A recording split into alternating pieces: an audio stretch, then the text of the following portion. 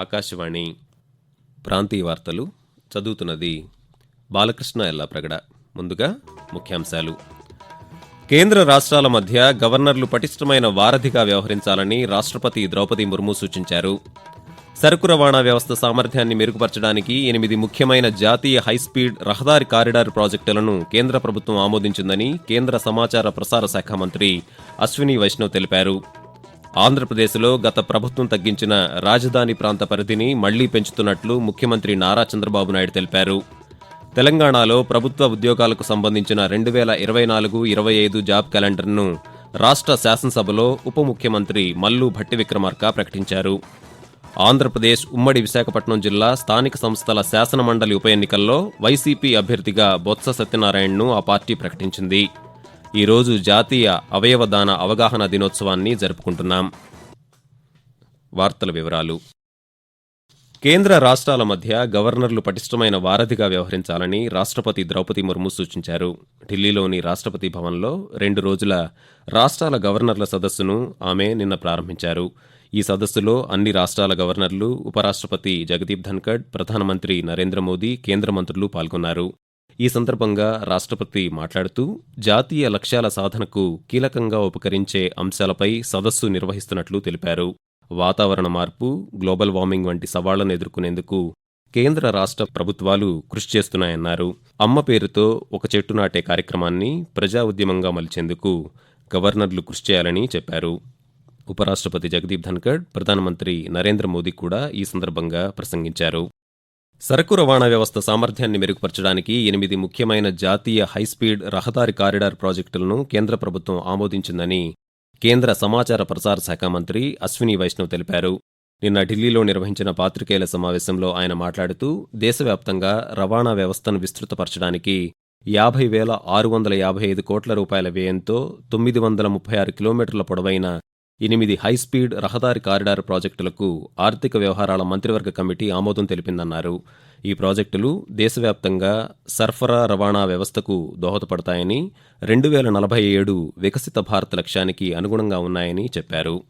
ఆంధ్రప్రదేశ్లో గత ప్రభుత్వం తగ్గించిన రాజధాని ప్రాంత పరిధిని మళ్లీ పెంచుతున్నట్లు ముఖ్యమంత్రి నారా చంద్రబాబు నాయుడు తెలిపారు. అమరావతిలోని రాష్ట్ర సచివాలయంలో నిన్న రాజధాని ప్రాంత అభివృద్ధి సంస్థ CRDA 36వ సమావేశాన్ని నిర్వహించారు. ఈ సమావేశంలో గతంలో 130 సంస్థలకు జరిగిన భూ కేటాయింపులు, వాటి ప్రస్తుత పరిస్థితిపై చర్చించారు. సమావేశం అనంతరం రాష్ట్ర పట్టణాభివృద్ధి శాఖ మంత్రి పి. నారాయణ పాత్రికేయులతో మాట్లాడుతూ 2015లో తెచ్చిన జీవో నెంబర్ 207 ప్రకారం 8,352 చదరపు కిలోమీటర్ల పరిధిలో రాజధాని ఉంటుందని వివరించారు. బాహ్య వలయ రహదారి నిర్మాణం 4 లైన్లుగా కరకట్ట నిర్మాణంపై ముందుకు వెళ్లాలని ముఖ్యమంత్రి ఆదేశించారని మంత్రి పేర్కొంటూ, సిఆర్డీలో ఉండే క్యాపిటల్ సిటీ 217 చదరపు కిలోమీటర్ని ఆ రోజు ఫైనలైజ్ చేసి దానికి తగ్గట్టుగా ట్రంక్ ఇన్ఫ్రాస్ట్రక్చర్ మొత్తం డిజైన్ చేశాం. అయితే ఇందులో గత ప్రభుత్వం 4 గ్రామాలను తీసేసి మంగళగిరి మున్సిపల్ కార్పొరేషన్ కలిపింది. అయితే ఈరోజు అథారిటీ 217 చదరపు కిలోమీటర్లతో క్యాపిటల్ సిటీని చేయమని యాక్చువల్గా ఆదేశించడం జరిగింది. సింగపూర్ గవర్నమెంట్తో వాళ్ళు సీడ్ క్యాపిటల్ కట్టేటట్టుగా ఆ రోజు అగ్రిమెంట్ అయ్యాం. దానివల్ల ఆ గవర్నమెంట్తో యాక్చువల్గా డిస్కస్ చేయమని యాక్చువల్గా ఈరోజు అథారిటీ ఇన్స్ట్రక్షన్ ఇచ్చింది. తెలంగాణలో క్రీడాకారులను అన్ని విధాలుగా ప్రోత్సహిస్తామని, త్వరలో క్రీడా విధానం తీసుకొస్తామని తెలంగాణ ముఖ్యమంత్రి ఏ. రేవంత్ రెడ్డి చెప్పారు. శాసనసభ సమావేశాల్లో నిన్న ఆయన మాట్లాడుతూ హైదరాబాద్ నగరంలో మరో అంతర్జాతీయ క్రికెట్ మైదానాన్ని నిర్మిస్తామని, బేగరి కంచెలోని నైపుణ్య విశ్వవిద్యాలయానికి సమీపంలో ఈ నిర్మాణం చేపడతామని తెలిపారు. దీనిపై బీసీసీఐతో ప్రాథమిక చర్చలు పూర్తి చేశామని చెప్పారు. క్రీడల కోసం బడ్జెట్లో 321 కోట్ల రూపాయలు కేటాయించామన్నారు. వ్యసనాల నుంచి యువతను బయటకు తీసుకురావాలంటే క్రీడలను ప్రోత్సహించాల్సిన అవసరం ఉందని, విద్యార్థులకు క్రీడలపై ఆసక్తిని పెంచాల్సిన బాధ్యత ప్రభుత్వంపై ఉందని రేవంత్ రెడ్డి చెప్పారు. తెలంగాణలో ప్రభుత్వ ఉద్యోగాలకు సంబంధించిన 2024-25 జాబ్ క్యాలెండర్ను రాష్ట్ర శాసనసభలో ఉప ముఖ్యమంత్రి మల్లు భట్టి విక్రమార్క ప్రకటించారు. ఈ సందర్భంగా శాసనసభలో ఆయన మాట్లాడుతూ జాబ్ క్యాలెండర్ను రాష్ట్ర మంత్రివర్గ సమావేశంలో ఆమోదించామన్నారు. నవంబర్లో టెట్ నోటిఫికేషన్ ఇస్తామని చెప్పారు. అక్టోబర్లో ట్రాన్స్కో, డిస్కమ్ల ఇంజనీరింగ్ పోస్టుల భర్తీకి నోటిఫికేషన్ ఇస్తామన్నారు. అక్టోబర్ నెలలో ఏఈఈ పోస్టుల భర్తీకి నోటిఫికేషన్ ఉంటుందని వెల్లడించారు. గత 10 ఏళ్ల కాలంలో ఉద్యోగాల నోటిఫికేషన్ల జాప్యం, తరచూ వాయిదాలు ఇబ్బందికరంగా మారాయన్నారు. ఇప్పటికే టీజీపీఎస్సీని ప్రక్షాళన చేసి వివిధ పరీక్షలకు ప్రకటనలు ఇచ్చామని తెలిపారు. అభ్యర్థుల కోరిక మేరకు గ్రూప్ 2 వాయిదా వేశామని పట్టి విక్రమార్క వివరించారు. ఆకాశవాణి ప్రాంతీయ వార్తలు వింటున్నారు.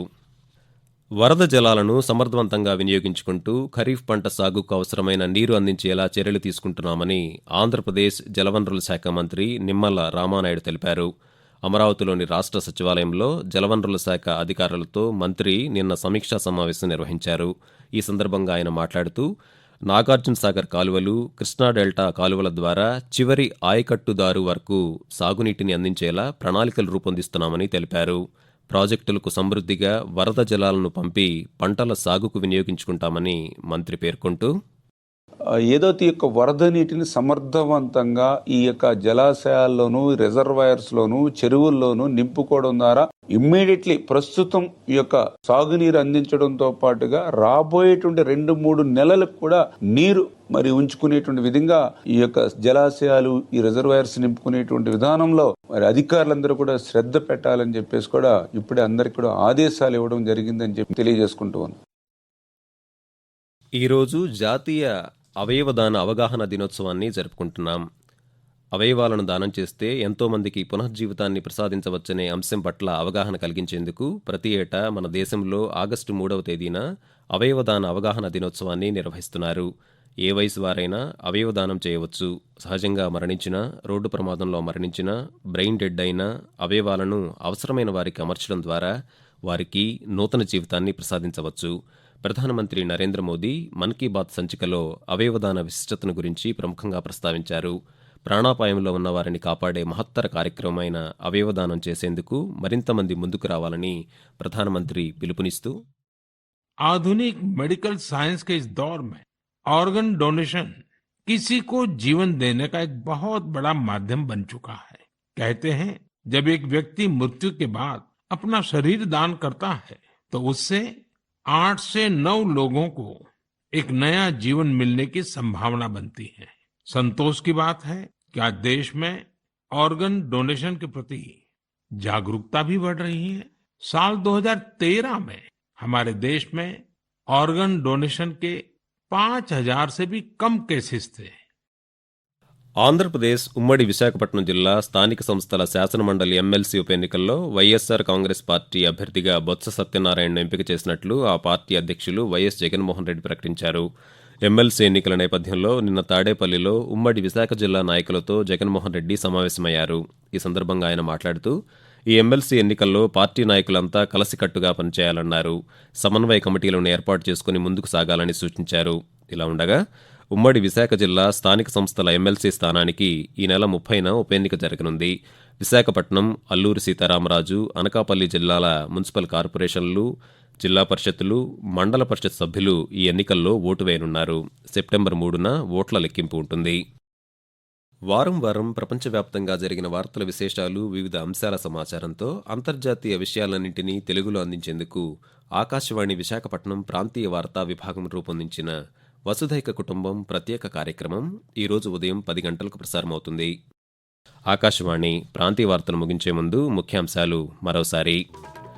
కేంద్ర రాష్ట్రాల మధ్య గవర్నర్లు పటిష్టమైన వారధిగా వ్యవహరించాలని రాష్ట్రపతి ద్రౌపది ముర్ము సూచించారు. సరుకు రవాణా వ్యవస్థ సామర్థ్యాన్ని మెరుగుపరచడానికి 8 ముఖ్యమైన జాతీయ హైస్పీడ్ రహదారి కారిడార్ ప్రాజెక్టులను కేంద్ర ప్రభుత్వం ఆమోదించిందని కేంద్ర సమాచార ప్రసార శాఖ మంత్రి అశ్విని వైష్ణవ్ తెలిపారు. ఆంధ్రప్రదేశ్లో గత ప్రభుత్వం తగ్గించిన రాజధాని ప్రాంత పరిధిని మళ్లీ పెంచుతున్నట్లు ముఖ్యమంత్రి నారా చంద్రబాబు నాయుడు తెలిపారు.